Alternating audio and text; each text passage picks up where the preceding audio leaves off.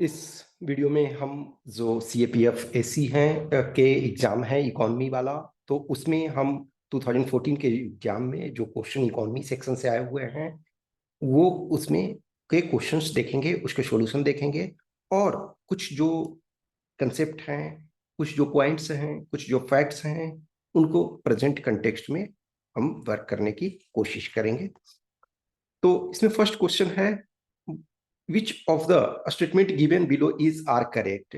अब ये देखो, इसको हम प्रेजेंट कंटेक्स्ट के अनुसार नेक्स्ट जो स्लाइड है उसमें हम देखेंगे, उसमें हमने आपको पुट किया हुआ है।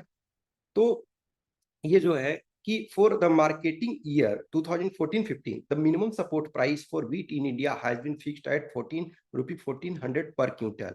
तो ये उस अकॉर्डिंग उस टाइम के अनुसार सही था। लेकिन जो 22-23 है, तो 22-23 में ये आपका 2015 है, रुपी 2015 पर क्विंटल। और जो 23-24 है उसमें आपका जो है 2125 रुपी पर क्विंटल। तो ये नेक्स्ट स्लाइड में आपको मिल जाएगा। तो फर्स्ट स्टेटमेंट उस आधार पे सही था, लेकिन ऑब्वियसली आज के आधार पे उसका कोई मतलब नहीं है। तो ये वैसे उस कंटेक्स्ट में ये सही है। नेक्स्ट आपका second point, MSP is the rate at which the government sells the grains through the fair price shop. No, उसको इशू प्राइस कहते हैं कि इशू प्राइस पे गवर्नमेंट इशू करती है जो फेयर एंड ये जो सॉरी जो आपका राशन कार्ड वाला है, ठीक है, तो वहां पे आपका इशू प्राइस होता है। MSP क्या होता है, जो किसान को डिक्लेयर किया जाता है। तो सेकंड स्टेटमेंट गलत है, उस कंटेक्स्ट में वन सही है, लेकिन ऑब्वियसली सेकंड पॉइंट आपको जानना चाहिए कि यस वो इशू प्राइस होता है। तो ये आप देखोगे कि वीट का जो MSP देखोगे कि कुछ क्रॉप हैं इसके दिए हुए हैं। तो देखो, वीट का, बार्ले का, ग्राम का, लेंटिल का, रेपसीड एंड मस्टर्ड और सैफलार। तो ये 2022-23 के लिए देखो, वीट का 2015 और जो आपका 2125 ये है आपका 23-24 के लिए, ठीक है। अब देखो, इसमें से डिफरेंट कॉस्ट कंपोनेंट दिया हुआ है कि कॉस्ट ऑफ प्रोडक्शन जो इस ईयर के लिए क्या होना चाहिए। तो इनके अनुसार लगता है कि 1065 कॉस्ट उसमें लगता है। MSP इंक्रीज, यानी कि MSP जो मिल रहा है कितना पे, MSP पे 110 मिल रहा है। Return over cost in percent तो जो है वो आपका 100, मतलब जो डिस्ट्रीब्यूट ये किया गया है। तो इसको आप एक बार देख सकते हो कि किस ढंग से कॉस्ट में क्या क्या चीज कैलकुलेट करता है, ये भी आपका दिया हुआ है। अब ये यदि आप पैडी का यदि देखोगे, ठीक है ना, तो पैडी का देखोगे कि 100 रुपी बढ़ा करके जो 22-23 में ये 2040 ये आपका टाइम्स ऑफ इंडिया का है। और इसके पहले ये जो है PIB का है, ठीक है ना। तो ये PIB पे दिया हुआ है। तो इसको आप एक बार स्क्रीन को पॉज करो और इसको आप देख सकते हो। इसको भी आप एक बार स्क्रीन को पॉज करो, इसको एक बार देख लो। नेक्स्ट आपका क्वेश्चन नंबर 2 है, the economic advisory council of the to the prime minister in India has recommended phase dilution of government stake in public sector banks. Public sector banks वो बैंक्स हैं जिसमें जो गवर्नमेंट का share है, वो government का share जो आपका है वो मोर देन 51% ये था, ठीक है ना। तो 51% से अधिक जो होता है तो उसको कम करने का ये किया गया। तो देखो, 51% तो रहेगा ही, तो 51 जिसमें नहीं है उसको हटा दो, 51 रखना है, लेकिन 58 से 51 करना है उसमें, तो बी इसका है। और एक PM एडवाइजरी काउंसिल के जो ये हैं उसके हेड अभी जो है यानी चेयरमैन है वो विवेक देबरॉय है, ठीक है, विवेक देबरॉय, तो बी इसका। नेक्स्ट है आपका, which of the statements given below is are correct. इसमें से कौन सा सही है। In India the provision of general anti avoidance rules will be implemented with effect from 1 April 2015। Actually ये है 1 अप्रैल 2017 से लागू हुआ। तो ये आपका गलत है। The provision of GAR were aimed at checking tax avoidance by overseas investors। Yes सही है। ये देखो क्या है ना कि जो एक होता है टैक्स अवॉइडेंस और एक होता है टैक्स इवेजन।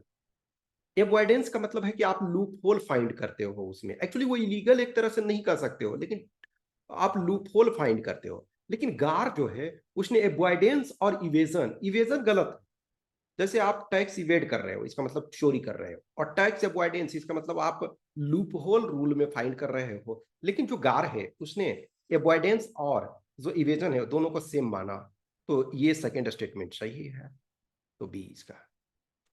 नेक्स्ट है the rate at which the consumer is willing to substitute one good for another without changing the level of satisfaction is known as. तो इसको मार्जिनल रेट ऑफ सब्स्टिट्यूशन कहते हैं।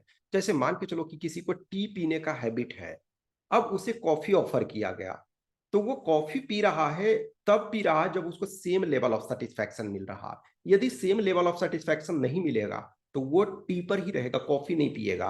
लेकिन यदि उसको सेटिस्फैक्शन सेम लेवल में मिल रहा है तो वो उसको पी सकता है, उसको कंज्यूम कर सकता है। तो ये मार्जिनल रेट ऑफ सब्स्टिट्यूशन इसको कहते हैं। अब marginal rate of technical substitution क्या होता है कि आप किसी भी इंडस्ट्री में मोर कैपिटल लगाते हो तो लेस लेबर का जरूरत होगा, या लेस कैपिटल लगाते हो तो मोर लेबर की जरूरत। तो मान के चलो कि कैपिटल आप कम करते जाओ और लेबर बढ़ाते जाओ ताकि इंप्लॉयमेंट बढ़े और उसमें से प्रोडक्शन में कोई अंतर ना आए, तो हम उसको करते हैं। जैसे फॉर एग्जांपल लो ना, एमजी नरेगा है, तो एमजी नरेगा वाला काम आप मशीन से भी कर सकते हो, जो जेसीबी मशीन हैं उनसे यूज कर सकते हो, लेकिन हमें इंप्लॉयमेंट उसमें नहीं मिल रहा है। तो ये टेक्निकल सब्स्टिट्यूशन होता है कि आप लेबर ये कैपिटल को कम करो और लेबर को बढ़ा दो और उसमें से प्रोडक्शन आपका चेंज नहीं होता है, तो उसको ये बोलते हैं सब्स्टिट्यूट कर रहे हो। डिमिनिशिंग मार्जिनल यूटिलिटी का मतलब होता है ना कि फर्स्ट यूनिट कोई भी चीज का आप कंज्यूम करते हो तो आपको अधिक सेटिस्फैक्शन मिलता है।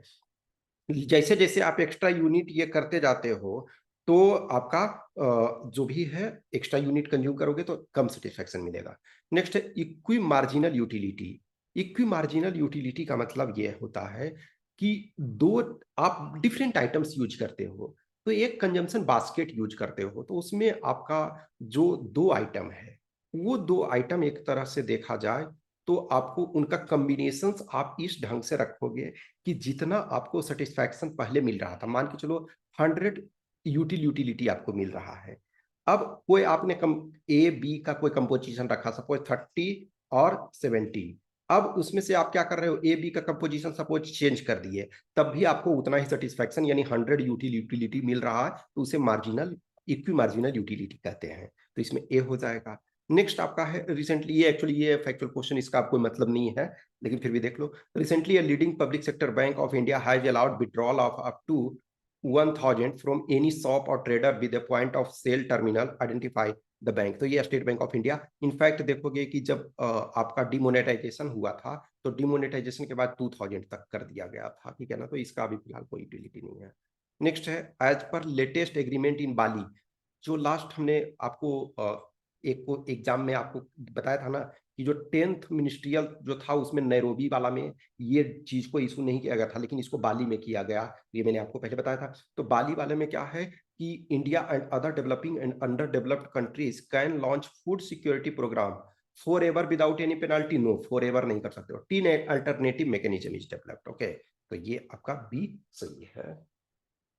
नेक्स्ट आपका क्वेश्चन नंबर 7 का रहा, which of the following is not a characteristic of globalization. Globalization का कौन सा कैरेक्टरिस्टिक्स नहीं है?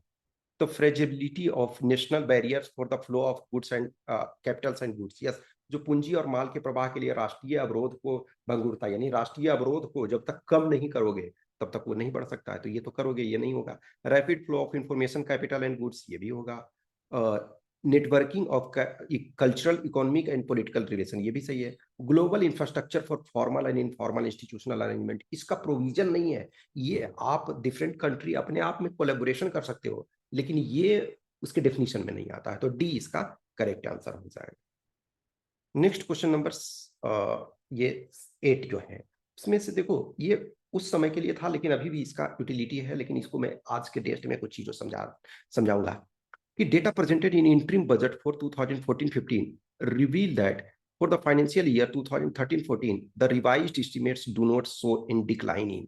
देखो एक्चुअली क्या है कि इसमें से कौन सा डिक्लाइन ये नहीं हो रहा है।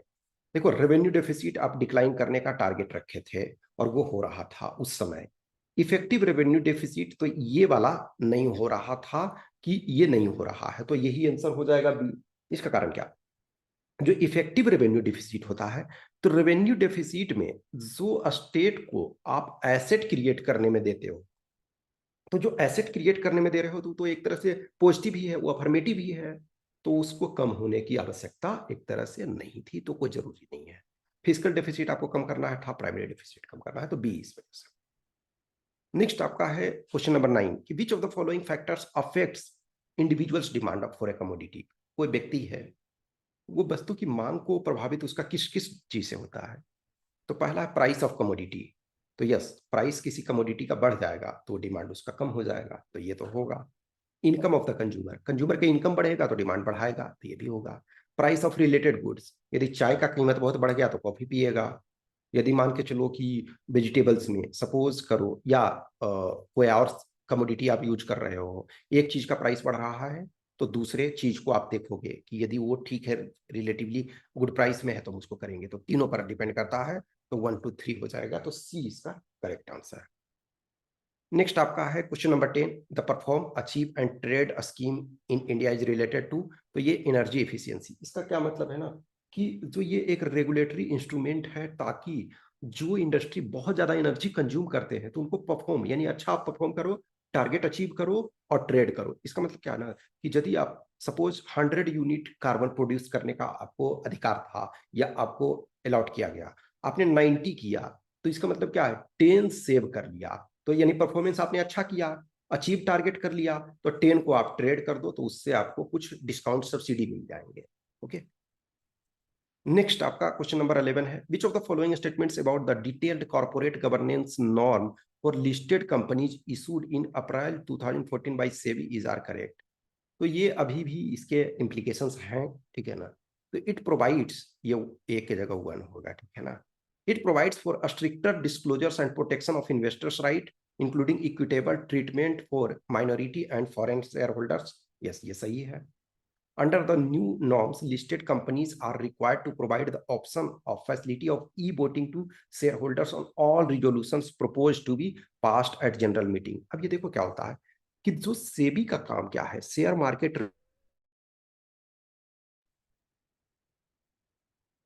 सो इसमें जो आपका शेयर मार्केट है, तो उनके रेगुलेटर का क्या काम है, उन रेगुलेटर का काम है जो शेयर मार्केट के हैं, उन रेगुलेटर का ये काम है सेबी का, कि ये स्ट्रिक्टर डिस्क्लोजर और प्रोटेक्शन पॉलिसी अपनाए इन्वेस्टर्स के राइट ताकि सुरक्षित रहें। यानी जिन्होंने इन्वेस्टमेंट किया है तो उनका बचाव होना चाहिए। माइनॉरिटी शेयर, यानी माइनॉरिटी शेयर का मतलब ना क्या है, कि जो छोटे छोटे इन्वेस्टर हैं उनके पैसे बर्बाद ना हो। ओके, और जो विदेशी इन्वेस्टर हैं उनका कॉन्फिडेंस बना रहे, तो ये भी सही है। और इस लॉ के अंतर्गत जो मान के चलो कि हर जो इन्वेस्टर है वो फिजिकली तो प्रेजेंट नहीं रहेगा ना वोटिंग में, तो हर को फिजिकली प्रेजेंट रहे जरूरी नहीं है, तो इसको ई वोटिंग का राइट दो, तो सी इसका करेक्ट आंसर है। तो इसमें से टोटल आपके 11 क्वेश्चंस थे।